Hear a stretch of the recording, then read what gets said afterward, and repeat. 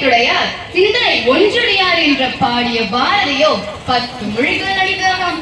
ஆனால் அவர்களின் பிள்ளைகள் நாங்களோ மும்மொழிக்கே போராடி கொண்டுள்ளோம்.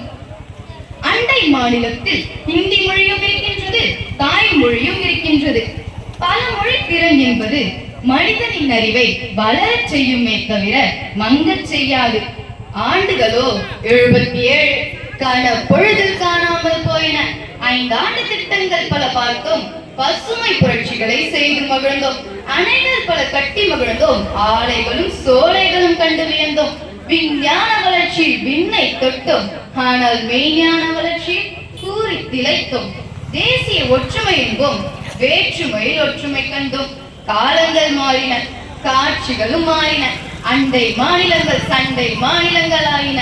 தவித்த வாய்க்கு தண்ணீருக்கு செண்டை. பாமர மக்கள் கற்க வேண்டிய கல்வியோ இலவசம் இல்லை. ஆனால் இலவசங்களுக்கோ பஞ்சமே இல்லை. பணமுடையவர்கள் மும்மொழி கற்கலாம் என்றால் ஏழை மாணவர்கள் கற்பதில் என்ன தவறு? இருந்திலும் இதை ஏன் ஏற்க வேண்டும் என்றால் நாம் அனைவரும் பாரத மக்கள். பாரதம் பலவிதமான மொழிகளால் பலவிதமான கலாச்சாரங்களால் அலங்கரிக்கப்பட்டது. நாம் அனைவரையும் ஒன்று சேர்க்கும் மொழியாக இந்தியை ஏன் ஏற்கக்கூடாது? இதை மாற்ற வேண்டும் என்றால் மக்களாகிய உங்களால் தான் முடியும். சிந்தியுங்கள், சந்திப்போம்.